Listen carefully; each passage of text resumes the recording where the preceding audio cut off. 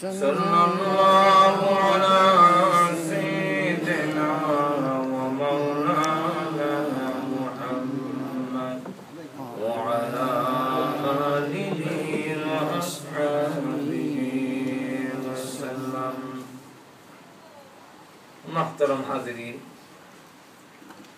আমাকে যে বিষয়ের উপর আলোচনা করার জন্য বলা হয়েছে, এই বিষয়ের উপর আলোচনা করার জন্য আমি আপনাদের সামনে পবিত্র কোরআন শরীফের সূরাতুল আহজাবের এবং সূরা রুমের দুইখান থেকে দুইখান আয়াত কারিমা তেলাওয়াত করেছি। এই দুই আয়াতের আলোচনা বুঝতে হইলে এবং বিষয়ের উপরে আলোচনা যে ইলম, দ্বীন শিক্ষার গুরুত্ব, ইলম হাসিল করার গুরুত্ব কতটুকু, এই ব্যাপারে আমাদের মধ্যে পুরুষ যেমন আছে, নারীও আছে। নারী এবং পুরুষ এটা দুনিয়ার কারো বানানো নয়, আল্লাহর সৃষ্টি। পুরুষ যেমন আল্লাহ বানাইছেন, নারীও আল্লাহ বানাইছেন। সুতরাং এই কথার মাধ্যমে প্রথমে তাদের সেই দাবি খণ্ডিত হয়ে যায় যারা বলেন যে ইসলাম আল্লাহর দেওয়া জীবন ব্যবস্থায় নারীকে অবমূল্যায়ন করা হয়েছে, পুরুষকে জিতাই দিলেছে।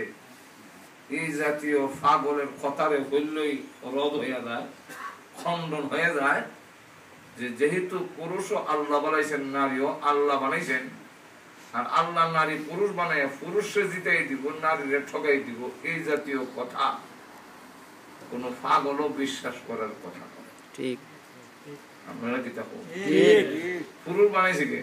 আল্লাহ। নারী বানাইছেন কে? আল্লাহ।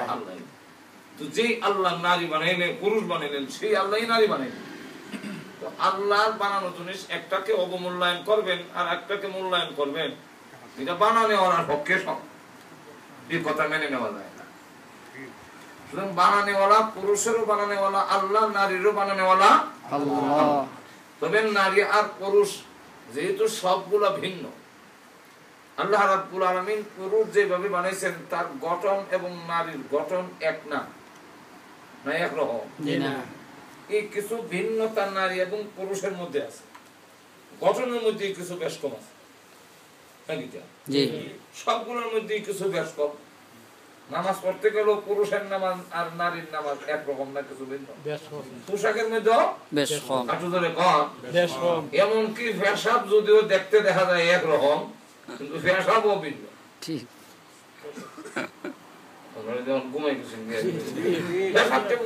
বাংলাদেশের এমন এক ঘটনা করছে, এক লোক ডায়াবেটিস পরীক্ষা করবার লেগে সকালে কইছে পেশাব লই যাবে, ঘুম থেকে উঠে এক বোতলের মধ্যে পেশাব করে তুইছি, বউ উষ্টাদা হারাই দিচ্ছে।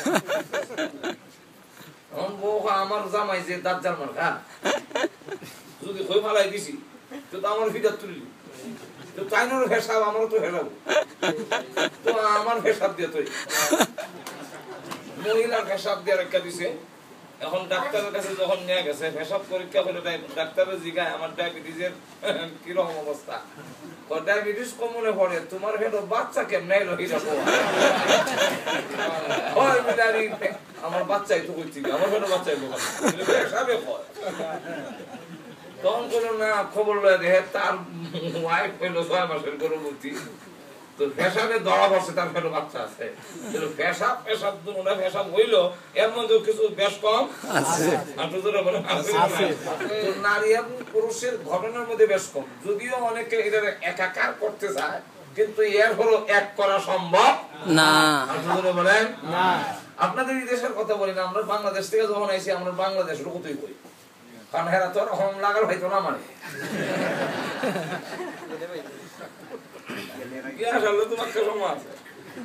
লক্ষ্য করে দেখেন বাংলাদেশে এখন এই কালচার বসে গেছে কি, অনেক মহিলারা জিন্সের প্যান্ট কিনে যায় আর গেঞ্জি বাঁধে যায়। আপনারা মনে হয় নতুন শুনছেন, জিন্সের প্যান্ট কিনলো, গেঞ্জি গাও দিলাইলো, চুল খালি লাইছে, খানো না কোনো জিনিসও নাই, পুরুষের বাপ ধরছে। কিন্তু এরপরে বলুন আল্লাহর দেওয়া কিছু বেশ কম, চুল খালি লাইলে, গেঞ্জি গাও দিলাইলে, জিন্সের প্যান্ট বাদ দিলাইলো, পুরুষ আর নারীকে এক হয়ে যাবো কি? বলে আল্লাহর দেওয়া কিছু জিনিস, এটা কি মানুষ পোশাক বলতে গেলে নারী পুরুষ হওয়া সম্ভব? আবার অনেক পুরুষ হলে কিন্তু চুল রাখতে রাখতে মহিলার মতো লম্বা, এবং কানের মধ্যে বালা পরে লইছে, কানের মধ্যে জওয়ার লাগাইছে, হাতের মধ্যে বালা, এরপরে দেখা যায় এবং পোশাক কিছু ধরে লইছে নারীর মতো। কিন্তু এরপর আল্লাহর দেওয়া তার গঠন প্রণালীর মধ্যেই যে কিছু বেশ কম, এটাকে একাকার করা, এই বৈষম্য দূর করা কিছুতেই সম্ভব না। ঠিক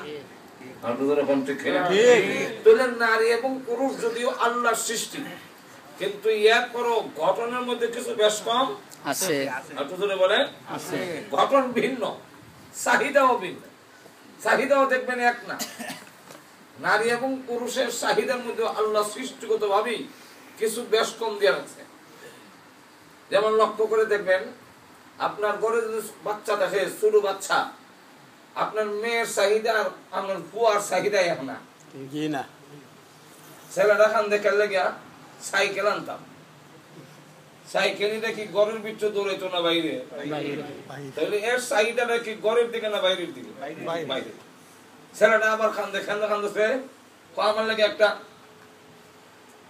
ফুটবল, ফুটবল দিয়ে কি ঘরের ভিতরে খেলতো না মাঠও? তাহলে ছেলেটা জন্মগত তার চাহিদা বাহিরের দিকে। ঠিক নেই? মেয়ে খান্দে, খান্দস কেন গাও? ওর ডেক দেখছে, নেন ছোট ছোট ডেক দেখছে, পাওয়া যায় বাবা। আপনারা আমার মা বুঝেন, আমার কাছে আমার মেয়েরা চাইছে লেগে আমার টাইম কই ডেক দেখছি নিতাম, খেলাধুলার ডেক দিচ্ছে ছোট ছোট, হাক করে। এখন দেখা যায় এই ডেক দেখছি দিয়ে কি মাঠও কাজ করতো না ঘরের ভিতরে? তাহলে ছোট মেয়েটার চাহিদা বাহিরমুখী না ঘরমুখী? ঘরমুখী। আবার কান্দে, এখানে কান্দুস গো, ও কান্দে একটা ডল পুতুল এনে মারির, আমরা তো সব মারির কন্যা হওয়া যেত, তুই দিলে কি করবি? ইদের শাড়ি উড়ি ভরাইয়া মালা ভরা দিয়া বউ বানাইয়া সাজাইয়া। ঠিক না? তাহলে একটা ছেলের চাহিদা আর মেয়ের চাহিদা জন্মগত ভাবে এরা কেউ শিখাইছে না। এই জন্মগত যে চাহিদার ভিন্নতা, এটা আল্লাহর দেওয়া। তাহলে নারী পুরুষ দুইজন মানুষ হইল, তাদের জন্মগত ভাবেই যেমন তার গঠনের মধ্যে বেশ কম, ঠিক তেমনি চাহিদার মধ্যেও বলে বেশ কম। 3 নম্বরটা হইল রুচির মধ্যে বেশ কম। পুরুষের যে রুচি, নারীর রুচি এরকম না, কিছু বেশ কম। হ্যাঁ দেখবেন 7 মিনিট খাইতে ভালো হয়, হইলে আরো ভালো। তারা চাহিদা আর পুরুষের চাহিদার মধ্যে বেশ কম। তাহলে গঠনের মধ্যে ভিন্নতা, চাহিদার মধ্যে ভিন্নতা, রুচির মধ্যে ভিন্নতা, অতএব নারী পুরুষের কর্মক্ষেত্র, কাজের জায়গা হবে ভিন্ন, এক হবে না। নারী পুরুষের কামও ভিন্ন হবে। এখানে যদি নারী পুরুষের কর্মক্ষেত্র হয়ে যায়, যেহেতু তারা সব ভিন্ন, সুতরাং তাদের কর্মক্ষেত্র আল্লাহ রাব্বুল আলামিন ভিন্ন করে দিয়েছেন, আলাদা করে দিয়েছেন। এখানে করলে এটা গ্যাঞ্জাম হইব, এখানে করলে যার কাম তার সাথে, অন্য করলে বেজাল বাজে।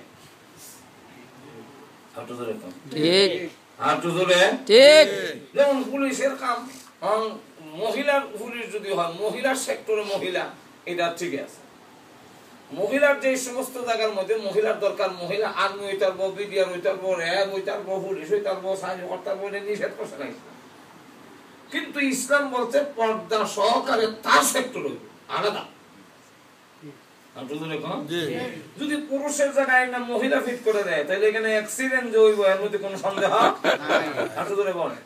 যেমন তার বাস্তব নমুনা হইলো, আমি তখন ঢাকা লেখাপড়া হই, যেমন ছোট তো ঢাকা শহরে একবার, ঢাকা শহরের মেট্রোপলিটন পুলিশ শহরের প্রতিরক্ষার জন্য নারীকে নামাই দিছিল, সাফারি শার্ট পরে মাথার মধ্যে ক্যাপ টুপি দিয়া। পুরুষ যদি পারে শহর রক্ষা করতো, বেড টেনতে পারতো না, এখানে দিয়েছিলাম। তো ঢাকার কি অ্যাক্সিডেন্ট ঘটলো, গভীর রাত্রে এক দোকানের তালা এক সুরে খালিলা, দোকানের তালা খালিলে চুরি করতো। 2 মহিলা পুলিশ, এই 2 মহিলা পুলিশে দেখে যে এক সুরের দোকানের তালা খালিলা, এখন তো প্রতিরক্ষার দায়িত্ব না, এখন করছে কিটা, হ্যাঁ দৌড় দেওয়া হয়েছে, চুরি যারা করে এরা কিন্তু দুর্বল না, সবল মানুষই চুরি করে। আপনার কি দুর্বল মানুষও চুরি করে? হ্যাঁ, আমার এলাকার একটা চুরি চাষনি হন কোন এখন আর যাই না, বুঝলে খেনে বলে আমার খাসি উঠে যায়, খাওয়ানি খাসি উঠে গেলে হ্যাঁ আর চুরি যায় না। আবার শরীরের মধ্যে তেল দিয়ে শরীর যাওয়ার আগে এমন শরীর পিছলা করে আপনি টাকাটা দললে আটকে যাচ্ছেন। যেই মাত্র কামন আছে এটা দৌড়াই লেগে গেছে। ঢাকা শহরে তো সীমাগুলির অভাব নাই, বাতি বুতিও নাই, কিছু দূর গিয়ে হ্যাঁ আর দূরে লাভ নাই। অত গভীর রাত আর কোনো মানুষ যখন নাই, আর দুই মহিলা পুরুষ দুইজনই, সুতরাং ডরাই লাভ নাই। এও ভাই সামনে আসিল বদরুন নেশা, বন্ধু বন্ধু সহ কামরুন নেশা অবস্থা বেগতির দেখতে উপায় কয় বদরুন না মানলে ছেড়ে দিয়ে আইব। বদরুন নেশা কয় আমি তো কবি ছেড়ে দিছি, হ্যাঁ না হন আমার ছাড়ে না, তখন তাহলে যার কাম তার সাথে অন্য করলে বেজাল বাজে, আর শুধু যখন না বেজাল বাজে, এটা একটা কিচ্ছা আছে। এরপরে এই জায়গাটা যে যার কাম তার সাথে অন্য করলে বেজাল বাজে, এটা একটা কিচ্ছা আছে। বলতাম নি কিচ্ছাটা, কিচ্ছাটা হলো আমরা দেশে ওই আগে করাতিরা গাছ যে শিখতো, দুইজন নিচ থেকে টানে এবং ঠেলে, আর উপর থেকে একজন ঠেলে, দেখছেন কিনা? গাছ চিরার সময় দুইটা ফাঁক যে হয়, মাঝখানে এটা ফাঁকটা করলে একটা বাড়াম একটা আবার একটা কাঠের টুকরা মাঝখানে দেয়, তো এরা কিছুক্ষণ কাটার পরে এটার আবার লড়াইয়া আগুয়ে পিছিয়ে দেয়। এরকম দৃশ্য দেখবেন কিনা? যাই হোক, বানরের অভ্যাস হইলো যেটা দেখে হিটাই করে।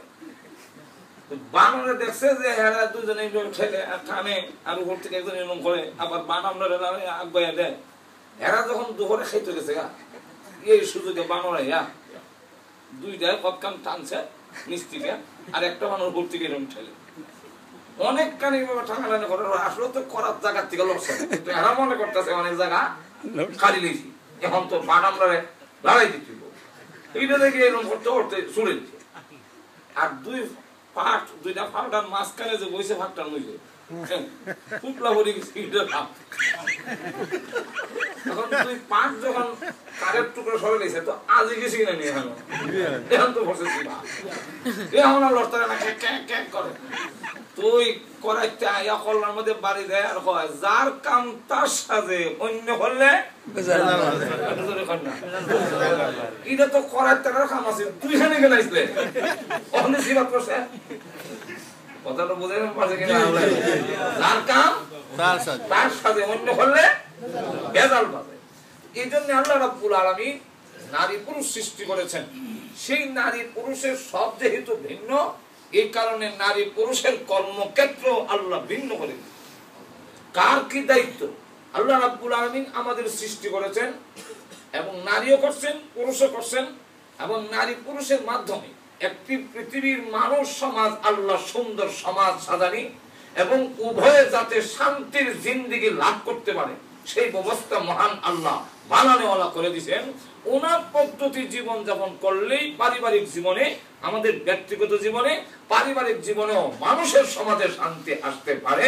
মানুষের বাতলানো পথে পরিচালিত হইলে মানুষের জিন্দেগি শান্তি হইতো না।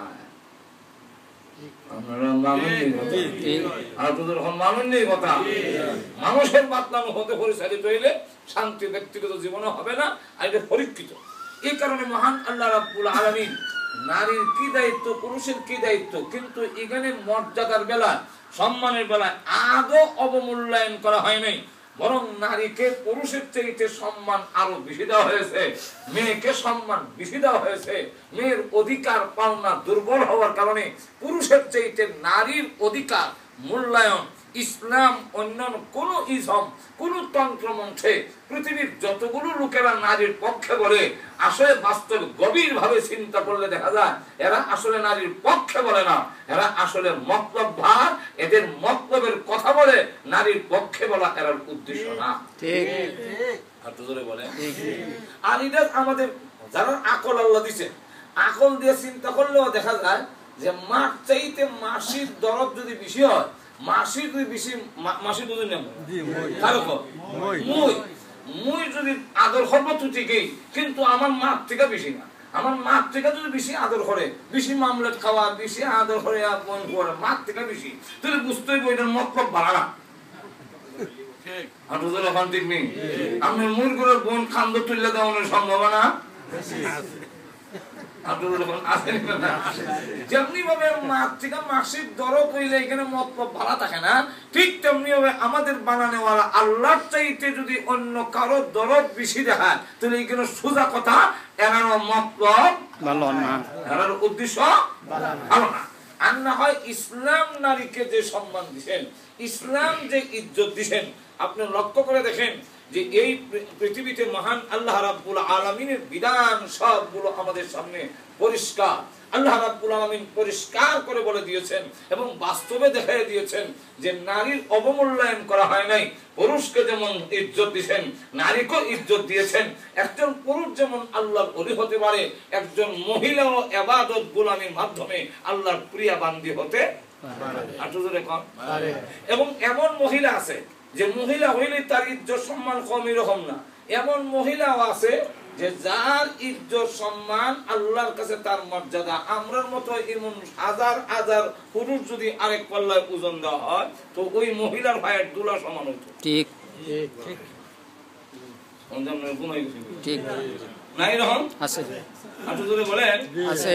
আচ্ছা, হযরত খাদিজাতুল কুবরা আয়েশা সিদ্দিকা রাদিয়াল্লাহু আনহা, ওনার মতো ওনাদের মতো সাহাবী যারা রাসূলকে দেখেছেন, রাসূলকে দেখে ঈমান আনছেন, রাসূলের সহযোগিতা করেছেন, ওনারা তো সাহাবী। এই মহিলাদের পায়ের ধুলা যদি এক পাল্লা রাখা হয়, আপনি আমরা ওজন দিলে আয়েশার ওজন হইব?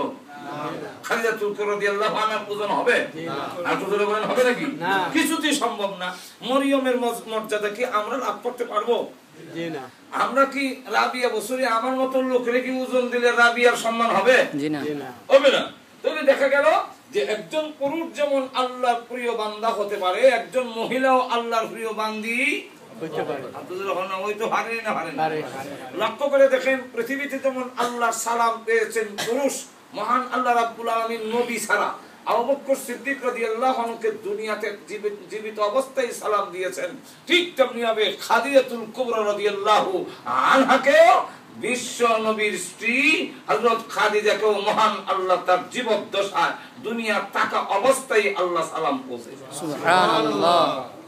তাহলে আল্লাহ পুরুষকে যেমন সালাম দিয়েছেন, মহিলাকেও সালাম দিয়েছেন।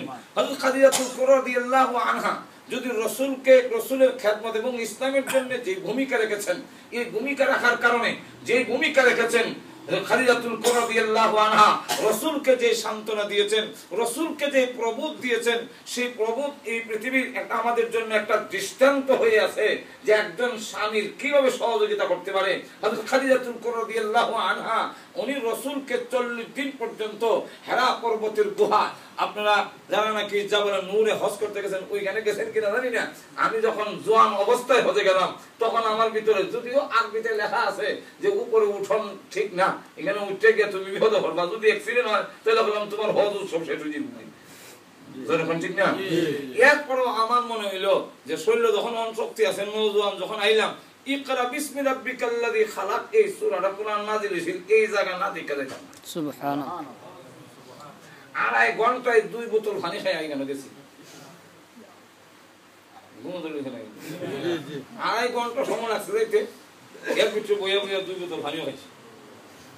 গিয়া ওইখানে যেখানে ইকরা বিসমি রাব্বিকাল্লাযী খালাক নাযিল হইছে, এখন সুবিধা করে রাখছে, কিছু মাঝে মাঝে জায়গা খাইতে সিঁড়ি বানাই রাখছে। আর ওই সময় তো এই ব্যবস্থা ছিল না। সেখানে বিশ্ব নবী রাহমাতুল লিল আলামিনকে খাদিজাতুল কুবরা রাদিয়াল্লাহু আনহা আল্লাহর রাসূলকে সেখানে নিয়ে দৈনিক 2 বার একজন মহিলা হইয়া সেখানে নিয়ে খাওয়ান দিয়েছেন। সুবহানাল্লাহ। আর জোরে বলেন সুবহানাল্লাহ। এবং খাওয়ান দেওয়ার পরে রাসূল করিম সাল্লাল্লাহু আলাইহি ওয়াসাল্লাম হেরা পর্বতের গুহা থেকে যখন ইকরা বিসমি রাব্বিকাল্লাযী খালাক এই সূরা 5 আয়াত নাযিল হইল, রাসূল সাল্লাল্লাহু আলাইহি ওয়াসাল্লামের কাছে জিবরাইল আসলো। আর জিবরাইল এখন থেকে ঘোষণা দিলেন যে আপনি এখন থেকে নবী, এখন থেকে আপনি নবী হয়েছেন। 40 বছর একদিন অতিবাহিত হওয়ার পরে রাসূল করিম সাল্লাল্লাহু আলাইহি ওয়াসাল্লাম এই ইলমে ওহী আল্লাহ প্রদত্ত যে জ্ঞান, যেটাকে আসলে ইলম বলা হয়, এই শুরু হইল আল্লাহর দেওয়া ইলম।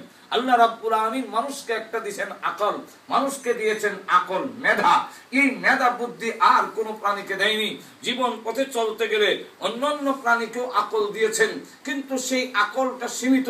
প্রত্যেকটা প্রাণীকে তার চলার মতো আকল আল্লাহ বলছেন খালাকাহু খালাকাহু সুম্মা হাদা। আল্লাহ রাব্বুল আলামিন বলেন প্রত্যেকটা মাখলুক সৃষ্টি করে তাকে আমি হেদায়েত দিয়েছি, চলার পথের মেধা বুদ্ধি দিয়েছি। এতটুকু মেধার হেদায়েতের মধ্যে গুমরা নাই, গুমরা হয় না, গুমরা হওয়ার কোনো সিস্টেম নাই।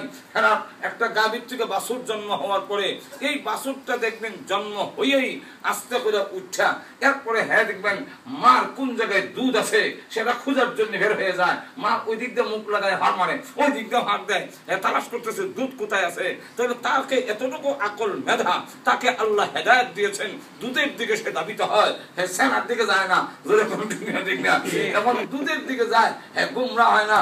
আল্লাহ রাব্বুল আলামিন প্রত্যেককে এতটুকু মেধা দিয়েছেন। আর মানুষকে যে আকল দিয়েছেন সেই আকল কোন প্রাণীকে দেওয়া হয়নি। মানুষ আকলের মাধ্যমে প্লেন আবিষ্কার করবে, এটা আকলের কাম। মানুষ আকল আর বুদ্ধির কারণে রকেট তৈরি করবে, মানুষ আকল আর বুদ্ধির কারণে কম্পিউটার বানাবে, মানুষ আকল আর বুদ্ধির কারণে তারা ফ্রিজ তৈরি করবে, কিন্তু এটা ইলমে ওহীর কাজ নয়। ইলমে ওহীর কাজ হইল যেখানে আকলের জ্ঞান শেষ, সেখান থেকে শুরু হবে ইলমে ওহীর পরিচয়। কথাটা বুঝছেন? আকলের কাম। বিমান বানানি এটা নবীর কাম না, রকেট বানানি নবীর কাম না। যদি কেউ কয় নবী একলা রকেট বানাইলেন না, কি নবী বলেন? রকেট বানাইবে লেগে নবী আইছেন না, ঠিক? এটা মানুষের আকলের কাম। আমাদের দেশে যে সময় এই যন্ত্রপাতি আসেন না, লাঙ্গল কেমনি বানাইল? কোন স্কুল হলো, কোন কলেজ বাসির করলো? আমরা দেশের এই কৃষকরা লাঙ্গল যেমনি ওই বইটা কেমনে বললো যে একটা গাছের গুড়ি খেতে এখানে একটা ডান্ডা ঢুকাও, আর এখানের মধ্যে লোয়ার হাত লাগাও, এরপরে আবার মাঝখানে মাথার মধ্যে খাস কাটিয়া, এরপরে আবার একটা কান্দ জোয়াল বানাইবা, এর মাঝখানে একটা পুটি বইবা, রশ্মি দিয়ে গলার মাঝে বানবা, বান্ধার মধ্যে টান দিবে মাটি ফুরিয়া আল বাইব। এইটা কোন স্কুল হয়ে গেল?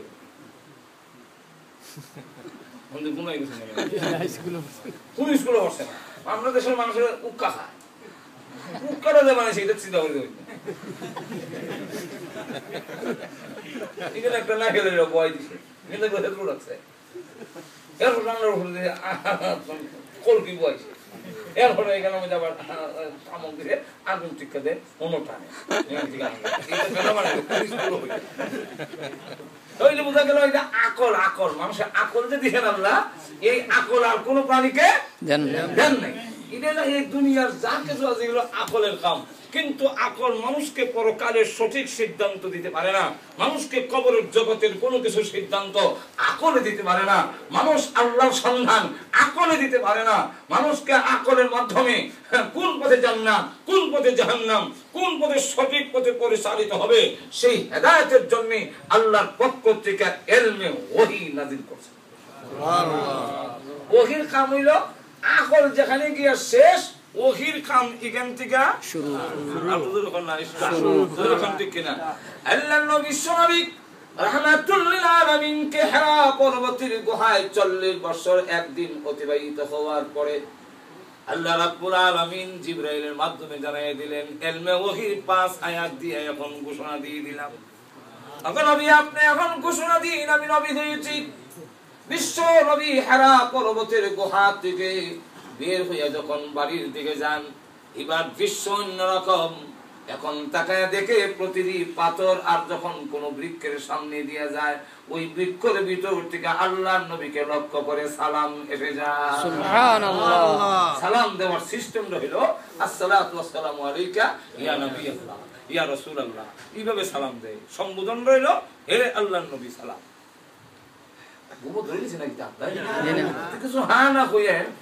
শুধু সালাম না, সালামের মধ্যে আবার একটা সম্বোধন হয়ে কয় হে আল্লাহর নবী, হে আল্লাহ রাসূল সালাম। আল্লাহর নবী সাল্লাল্লাহু রাহমাতুল আলামিন খাদিজাতুল কুবরা রাদিয়াল্লাহু আনহার ঘরে ঢুকলেন, ঢুকে বলেন ও খাদিজা, ইয়া খাদিজাতু জাম্মিলুনি জাম্মিলুনি, ও খাদিজা একটি কম্বল দিয়ে আমারে আবৃত করো, আমার শরীরে তাপ উঠে গেছে, আমার মনে হয় আমি ভয় পেয়ে গেছেন আল্লাহর নবী, মনে হয় আমি আর বাঁচব না। বুখারী শরীফে উল্লেখ করা হয়েছে খাদিজাতুল কুবরা রাদিয়াল্লাহু আনহা আল্লাহর নবীকে যেই প্রবোধ দিয়েছিলেন, আল্লাহর নবীকে যেই সান্ত্বনা দিয়েছিলেন, একজন স্ত্রী হিসাবে তার স্বামীকে, পুরুষকে কিভাবে প্রবোধ দিতে হয়, কিভাবে সান্ত্বনা দিতে হয়। পুরুষ যখন পেরেশান হয়ে ঘরের ভিতরে আসবে, তখন কিভাবে তার ঘরের ভিতরে সান্ত্বনাকে দিবে। সেখানেও যদি খটখটা মিজাজের হয়, সেও যদি মনে করে তুমি আর আমি সমান সমান, তোমারে আবার কিটা হিসাব করতাম, তাহলে সারাদিন কাম কাজ করে ঘরে যখন আসবে, আল্লাহর কসম ওই পুরুষ কোনোদিন ঘরে শান্তি পাবে না। ঠিক ঠিক। আপনি কি হবে বাদ দাও, বললো খাইতারো না, তোমার আত্মা অবশ্যই গেছি খারাপ বসে তোমার উপরে নাই।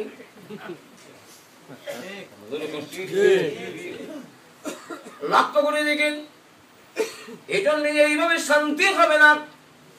আল্লাহ নবী বিশ্বনবী রাহমাতুল লিল আলামিনকে খাদিজাতুল কুবরা রাদিয়াল্লাহু আনহা নবীজিকে তখন যা বলেছিলেন, ওগো নবীজি আপনার ভার কোনো কারণ নাই, আপনি জীবনে আপনার চরিত্র হলো এমন চরিত্র যার চরিত্রের মধ্যে কোনো কলঙ্কের দাগ নাই।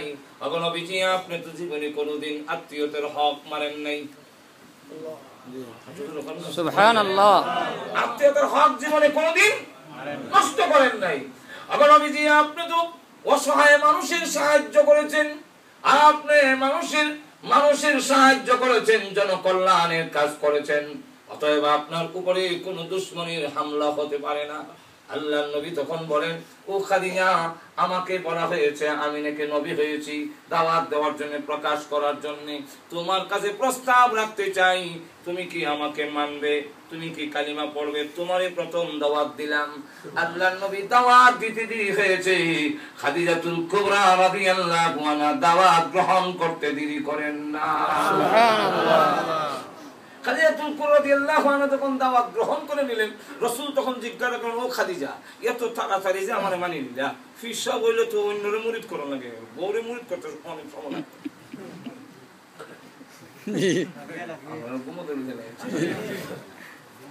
অন্যরা মুরিদ করো, বউরে মুরিদ করতে আরো কিছু কারামতে যাই রইল, কত তাড়াতাড়ি মুরিদ করা যায়। এখন খাদিজাদের বিনা প্রশ্নে সর্বপ্রথম ঈমান আনি লাইল।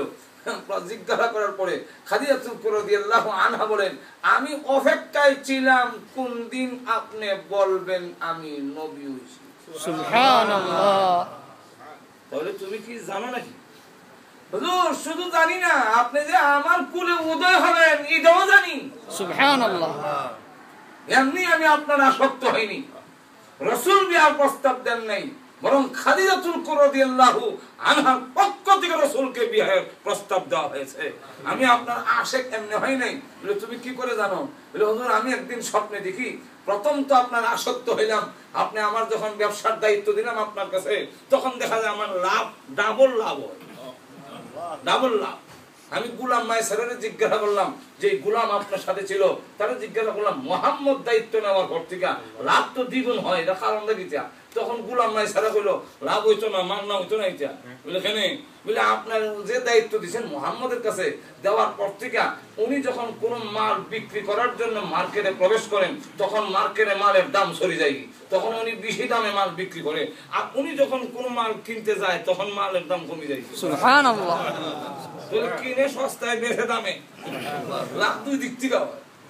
আচ্ছা রে মাইসারা আরেকটা কথা দেখি, বলে কি? বলে লোকটার মধ্যে মরুভূমিতে আসতেছিল তুই আর মোহাম্মদ দেখলাম, কিন্তু মোহাম্মদ সাল্লাল্লাহু আলাইহি ওয়াসাল্লামের 60 দিক থেকে 60 জন লোক উপরে ছায়া ধরে রাখছে, যারা হাও মালিক লাগে না, এরা শূন্য ধরে রাখছে। কি দেখিছা ভাই সারা ভাই মাগনা ধরতো না এটা। বলে কি দেশে খো? বলে আপনার এই মোহাম্মদ তো তিনি খালি শুধু মোহাম্মদ না, এক জায়গায় আমি গেছিলাম ওনার সাথে, এক ইহুদি আলেম বলছে উনি নাকি বিশ্ব নবী হবেন। সুবহানাল্লাহ। উনি নবী হবেন। খাদিজাতুল কুবরা রাদিয়াল্লাহু আনহা বলেন, তাই নাকি? বলে হ্যাঁ। তার সততা, তার বিশ্বস্ততা এবং তার গ্রহণযোগ্যতা খাদিজাতুল কুবরা রাদিয়াল্লাহু আনহার কাছে বেড়ে গেছে। খাদিজাতুল কুবরা রাদিয়াল্লাহু আনহা মক্কার কাফেররাই রাসূলের যেমন টাইটেল ছিল আল আমিন, খাদিজাতুল কুবরা টাইটেলটা ছিল তাহিরাতুন নিসা। মহিলাদের মধ্যে খাদিজাতুল কুবরা ছিলেন এক পবিত্র মহিলা, এবং যার অনুদান খাইছে না, কুরাইশরা খুব কমই আছে। আত্মমানবতার সেবায় মক্কাতে দান করতেন। খাদিজার বিরাট বড় একটা প্রভাব ছিল কুরাইশদের উপরে, যেহেতু দানশীল। ধনী যদি হয় আর দানশীল হয়, আশেপাশের লোকদেরকে দান খরচ করে বিপদ আপদে সাহায্য করে, এই ধনীর মর্যাদা অবশ্যই মহল্লার মধ্যে থাকে। ঠিক। আর যেমন দন আছে কিন্তু বের ভাসলে যেমন খাবার আসে নাই, আর মানুষেরও কোনো আশা নাই।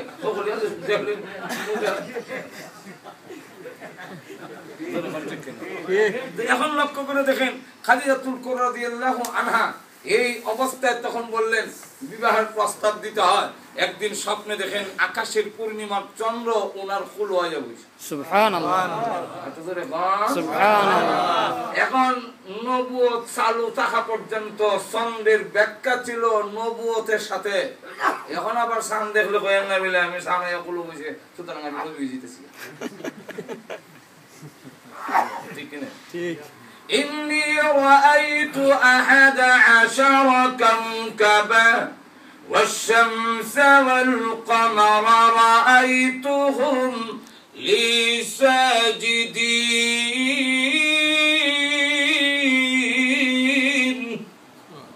يوسف عليه السلام